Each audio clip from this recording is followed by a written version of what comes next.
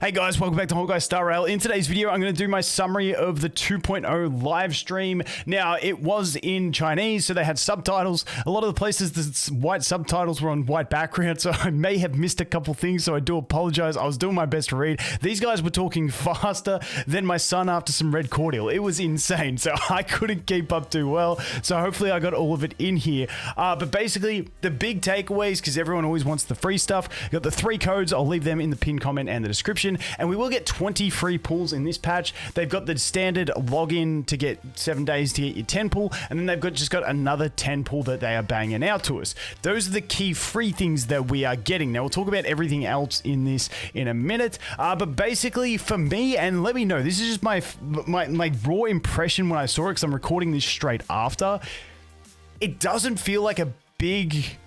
it doesn't feel like a massive patch with story and stuff. It kind of gives me vibes of the Ho-Ho patch in that sense, because they've said it's going to be a bit more lighthearted and fun and stuff like that, which, yeah, I mean, is good, but I was hoping we'd get some, like, deep story. Like, when I feel like when you're going to a new world, like, I want to, like, be just engulfed in, like, cool story, but it doesn't seem like that. And besides the extra 10, the extra free 10 pool, I don't think there's anything in here that we haven't really got in other patches as extra stuff. So that's just my take. Let me know if you watch the live stream and you guys have a different take. I am more than happy to be wrong, but that was just my first impression after watching it. Looks like a decent patch, but it doesn't feel like a big change to a 2.0, which is normally meant to be like a big thing. Maybe I was expecting too much. I don't know. Anyway, let's go on to the rest of the things we had. I mentioned the 3 codes. I mentioned the free 20 pulls. Okay, then they touched on Black Swan, Sparkle, and Misha. Now, for these ones, they didn't go as in-depth as we normally get on the general streams that we get. So basically, I will cover these characters more in a future video, but Black Swan, they basically confirmed dot-based, so using her in dot teams and stuff like that is going to be good, so Kafka, get ready. Sparkle essentially looks really nice in my opinion, because I love playing with QQ. I think that character is so fun, and we're going to have a skill point plus turn advancing support in Sparkle. So it sounds kind of like a mix between Hanya and Bronya, which in my opinion is cool, especially when it is a quantum support, which, you know, I know people aren't caring about the mono quantum as much, but the more reliable I can make that team as one of my auto teams, I'm happy. And because I want to use QQ in it, skill points and turn advancing, I'm pretty cool with that. So that's what we're looking at there with Sparkle. Misha, they basically focused in on exploding suitcases and technique that has a time stop. So that's pretty much what we got out of that one there. Now, as for rerun banners, we are getting in phase 1 Imbibita Lune and in phase 2 Jing Yuan. Kind of tempted to go for Jing Yuan's light cone on the rerun, but I won't, because there's too many cool characters coming in this in 2.0, 2.1, hopefully 2.2 as well, that we'll get to see. Now, they did also go through a bunch of cool new enemies. We got Sam as an enemy, which is that big mech that was at the end of Kafka's trailer, which is really, really cool. They had like monkeys with Coke bottles. They had T-Rexes. They had the trash can enemies. There was clocks. There was a bunch of new enemies coming, which is always cool. I like seeing new enemies, different stuff to smack on essentially. Now, when they were talking about gameplay features, there was you know, different aspects in the game where you'll be able to like walk on walls. So you basically make this blobby thing go up the wall, and then you walk along it, and then it just changes the angle, and now you're walking on the wall. So they got that kind of thing. They got new puzzles and all that sort of stuff, as you can always expect with the new areas. Essentially, you get new sorts of puzzles, so that's what we will be getting there. Moving on from that, they went through a bunch of events. Now, it's a similar event structure to what we normally have in a patch, where we've got like one big event and then a few smaller events. And in the big event, you know, it's going to be probably one of those more time-consuming over time ones, like we've had several times before. The first one was the museum, then we had Aurum Alley. We had the Pokemon event, like all those types, you know, those types of events. But it looks like from this one, we're going to get a 4-star. You know how we had the one before, I think it was with the Pokemon event. I can't remember which event it was, where I just remember taking a Pella from it.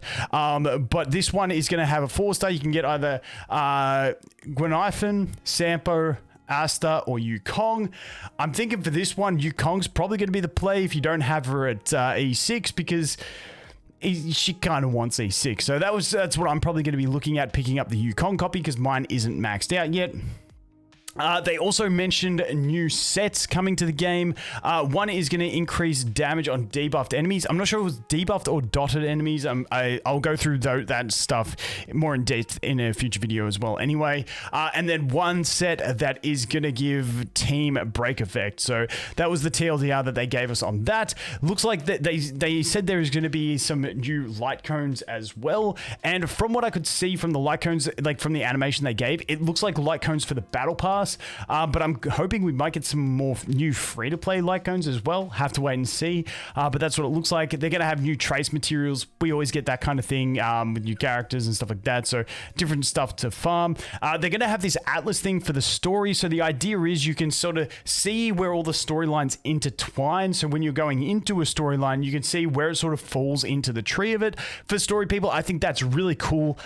You know, I like story on a very surface level. I'm not like the deepest story person. Like, I'm not going to know everything about it. You know, I'll watch the cutscenes when they're there to be watched. But I think that's just a cool, like, not a quality of life even. It's just a cool thing to have for people that are interested in it. And I think it's just a good feature in general. So that is that one. Next up, they're going to have support character filters by the looks of it. I don't use too many support characters anymore, but I guess it's nice for, especially if they're getting new players in. I think 2.0 will be a good catalyst for them to start bringing more players into the game. So having the support character filters, I guess it's something else. And then the other one that they had was gear quality of life. It looked like they had an improvement on the auto select gear for characters. I don't know if it was like presets, which is like what I would love, which would be presets that you can go, okay, these 6 pieces of gear are these are like my speed, crit damage, whatever set, like, and you can name it, and then you just go, okay, I want that set on that character. I don't think it looked like that. We'll have to wait and see. But it just looked like that. They've got the quick filters for salvaging gear and stuff like that as well. And those were the main things. They did say they are going to be doing like IRL events and stuff like that, which they'll have more on. They've got an animated short coming out as well, but that stuff is all still to come and we don't have it with us yet. And that was my notes from the live stream. Let me know if I missed anything. I'll put a pinned comment if I did miss anything, but that was the main takeaways for me. But like I said, looks good. It looks like a good patch, but it just didn't feel like, you know, a big 2.0 event.